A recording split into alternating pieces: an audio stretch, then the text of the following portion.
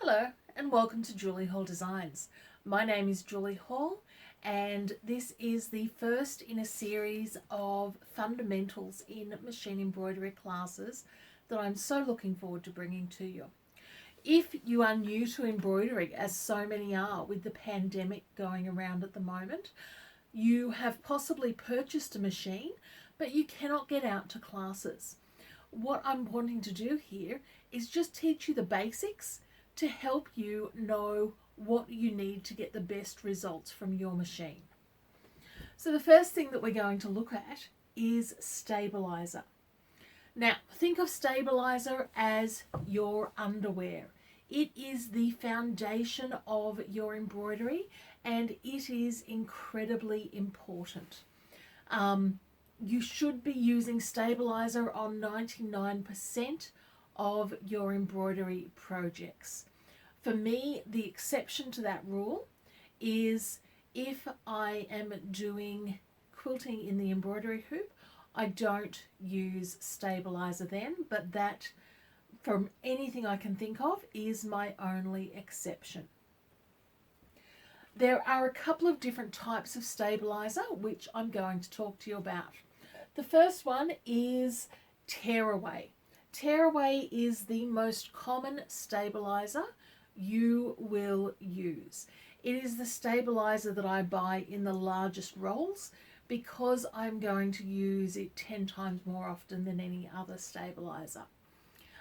The Tearaway that I like to use is called a medium weight, and it is, you can slightly see through it, but it's incredibly opaque. But what it is it's a great tearer.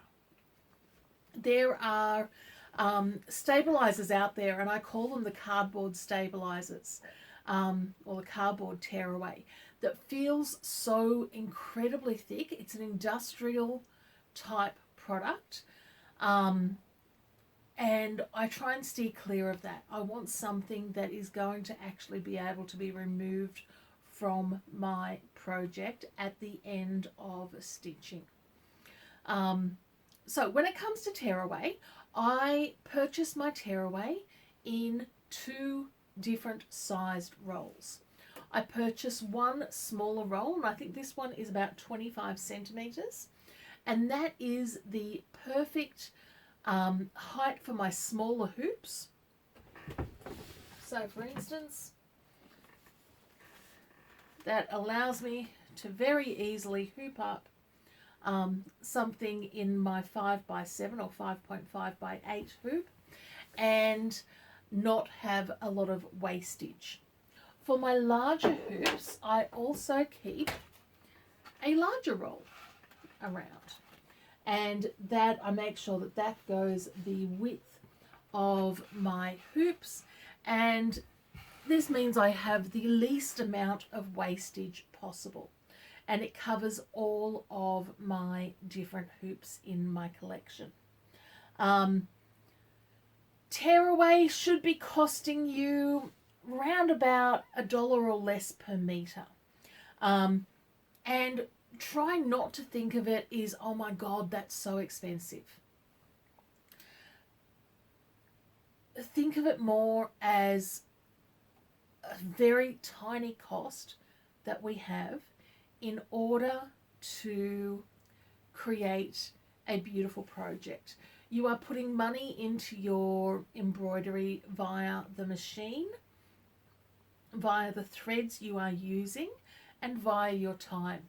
If you skimp out on the stabiliser, you really will notice the effects over time. The second type of stabiliser is a cutaway. And this cutaway, or any cutaway, is there to remain in the project after you have stitched it to provide stability throughout the long term. So when I say throughout the long term, I'm talking about a t-shirt. If you're going to embroider on a t-shirt, you need some stabiliser to remain around the design over time to stop the fabric from puckering and fluting all around the design.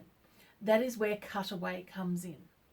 There are, again, all different types of cutaway. There is a more paper-based one, which I'm not a huge fan of, simply because it's bulky and it feels horrible. I like this one. It's called a Polymesh. And I have it, once again, in 2 widths. I'll also use it in a lot of my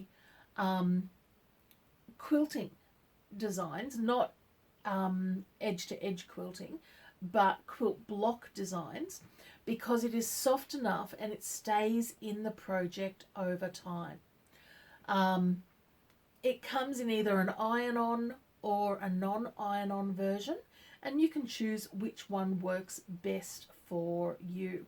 Generally, I like to get a non-iron-on version, and if I need something to be ironed on, I will use a little bit of basting spray to baste the stabiliser onto my project. The next stabiliser that I have in my stash is a wash-away stabiliser, which sounds like the dumbest thing you could possibly have, but if you are going to make lace, you are going to want wash-away stabiliser, and I'm going to show you exactly how this works by just cutting a little bit of this away. Now, this is a lace making stabilizer. It is a heavy product, which I love because it means that on most of your lace projects you only need 1 layer. If it's a really heavy lace, you might want a second layer, but that is not the norm. Now, when I say I'd show you how it comes away, as you place, I'm trying to get enough saliva on my mouth. There we go. Now this is getting awfully sticky here, and you can see how that is just pulling away there. As you place the stabilizer into water, it disintegrates and comes away, leaving you with the project that you have stitched. And to me, that is a necessity in my stabilizer stash, because I will use it for cut work, and I will use it for lace and other edging designs as well. Final product that I like to keep in my stash is another wash away product, and this was one that we call towel topper. Now, you can get this in a wash away, or you can get it in a melt away product. I don't mind what you use. They both have their own pluses and minuses. So this is the wash away version, and it smells very gluey. It's just something about the smell of it.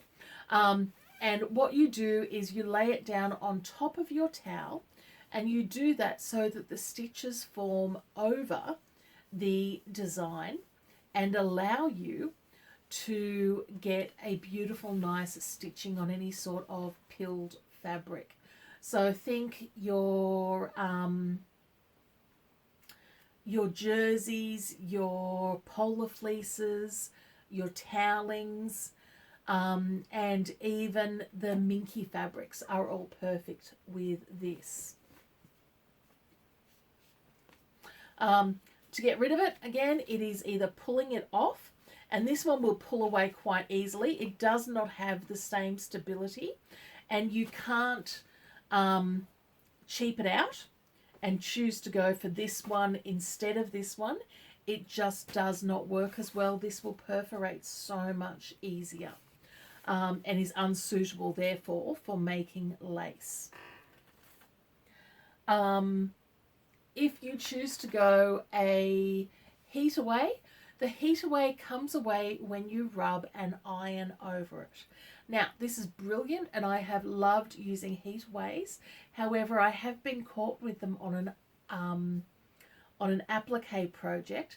Because you have to have the direct heat, it will not get rid of any of the heat away that is, say, under the applique stitching, which is great, fabric, which is not so great. So you have to choose which product is going to work best for you.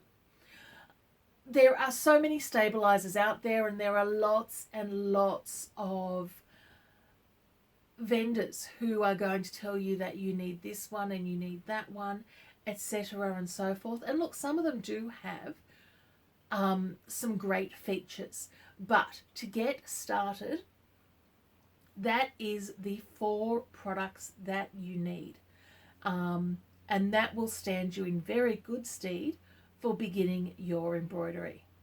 I hope that was all clear. Please feel free to ask any questions. You can email them to me at sales@juliehalldesigns. You can also get further videos and weekly classes with our free Facebook group, Locked in Stitches, which if you go and search that on Facebook and request to become a member, we'd love to see you there. Until next time, have a great day. Bye.